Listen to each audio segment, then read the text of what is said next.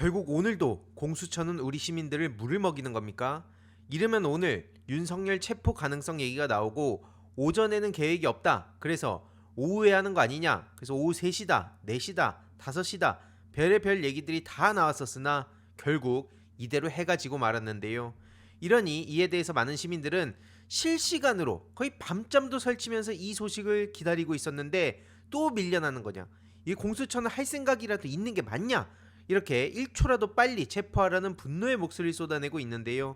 그러더니 오늘 동아일보에 방금 이런 기사가 나왔습니다.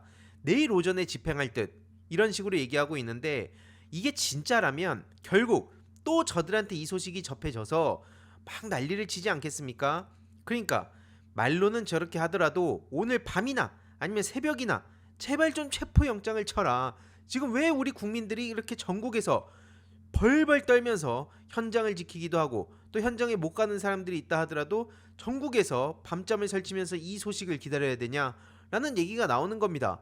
증거를 찾을 게 뭐가 더 있습니까? 그래서 공수처에 따르면 경찰과 협조 방안을 더 면밀히 짜기 위한 거라고 하는데 이런 말까지 하죠. 새벽에도 영장 집행은 가능하지만 현직 대통령이라서 일과 시간 중에 영장 집행하는 게 유력하다. 아니 저들은 일과 시간을 지켰었습니까? 국민들한테 무슨 예고하고 저런 짓거리 저질렀습니까?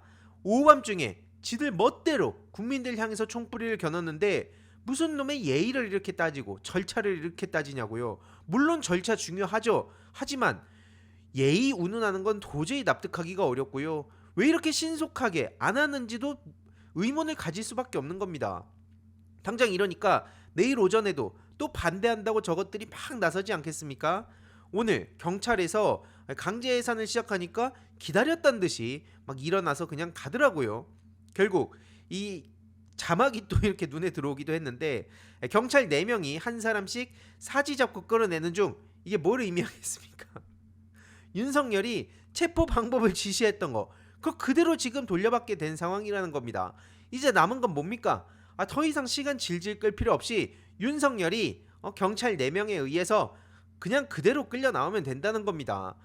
이런 와중에 저것들이 또 얼마나 찌질한 짓거리를 하고 있는지를 전해드릴 필요가 있는데요.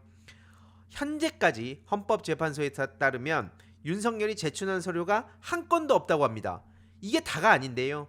그 정계선 조한창 재판관이 임명되지 않았습니까? 심지어 마은혁 재판관은 아예 보류를 시켜놨는데 그 나머지 2명에 대해서도 기피 신청을 할 거라고 합니다. 저런 찌질한 게 여태까지 대한민국 대통령이라고 거들먹거리고 다니고 하여튼 저 역겨운 꼬라지 우리가 언제까지 봐야 되냐고요. 오죽하면은 이 탄핵 지연 전략은 해외 토픽감이다 이런 얘기까지 나오고 있는데요. 한마디로 지금 이런 탄핵 소추안이 통과된 이후의 단계에서 저런 찌질한 짓거리로 시간을 끄는 사례가 있냐라고 하자 국회 입법조사처에서는 해외 사례를 찾지 못했다. 전 세계적으로 윤석열이 유일하게 저따위 짓을 하고 있다는 겁니다. 얼마나 부끄러운 일입니까 이게. 이러니 MBC에서는 자막을 이렇게 다는데요. 썸네일이죠. 이 정도면 살아있는 내란 폭탄. 진짜 저거는 폭탄입니다. 폭탄. 언제 무슨 짓을 저지를지 모르기 때문에 1분 1초라도 빨리 잡아가지고 가둬놔야 된다 라는 얘기가 나오고 있는데 왜 공수처는 도대체 뭘 더 기다리냐 이겁니다. 그러니까 당장 오늘 아침에 또 어떤 충격적인 소식이 전해졌습니까?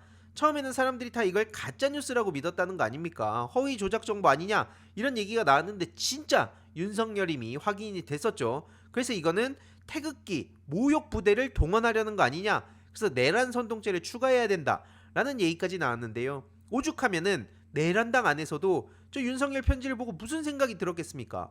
비겁하고 추하다는 얘기까지 나왔습니다. 일각에선 부끄럽다, 정상이 아니다 란 얘기를 했다고 하는데 저들도 아는 겁니다. 지금 얼마나 윤석열이 찌질하고 쪽팔린 짓거리를 하고 있는 건지. 그리고 그 앞에 12월 3일에 내란을 저질렀던 건 더 이상 저들이 쉴드를 칠 수 없다는 것도 다 압니다.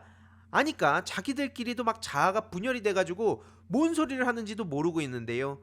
저렇게 누구도 영장 집행 예외는 없다 라고 떠드니까 기자가 그럼 윤석열도 예외 없이 돼야 되는 거 아니냐 라고 하니까 무려 수석 대변인이란 인간이 아니 그건 아니고 그거는 윤석열이 판단할 몫이다 라고 하니까 기자 입장에서도 얼토당토하는 답변을 듣고 그냥 넘어갈 수 있겠습니까? 그러니까 아니 예외가 없어야 된다는 거라면 그럼 당연히 윤석열도 포함되는 거 아니냐. 그러니까 막 자기가 절면서 아니 그 원론적인 얘기를 하는 거다. 그러니까 한마디로 자기가 지금 무슨 말을 하고 있는 건지도 모른다는 겁니다.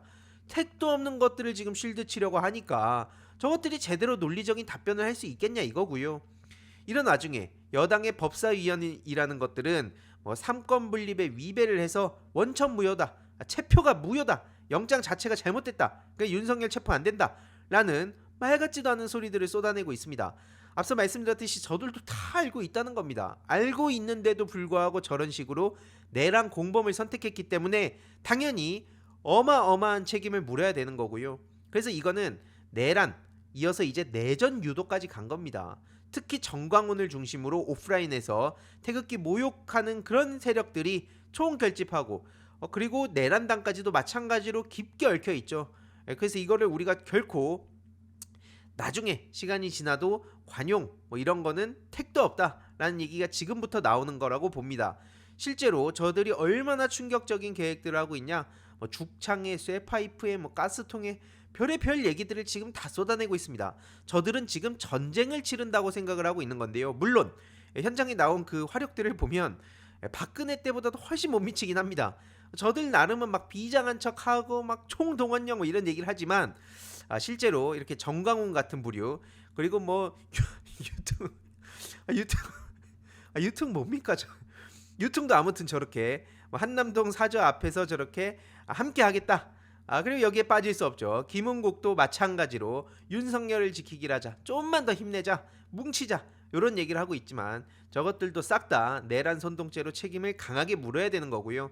저들한테 예의를 따질 필요가 없습니다. 김은국 씨라고 부를 자격도 없는 겁니다. 국민들 향해서 언제든지 죽일 수도 있고 고문할 수도 있다는 것들을 끝까지 지키자는 것들한테 무슨 놈의 예의가 필요하겠냐고요. 여기에 그리고 화력, 한마디로 힘을 실어주는 것들이 또 있죠. 바로 정치인이란 것들이 여기에 등장을 함으로써 계속해서 내란 선동 세력들을 묶어두려고 하는 건데요.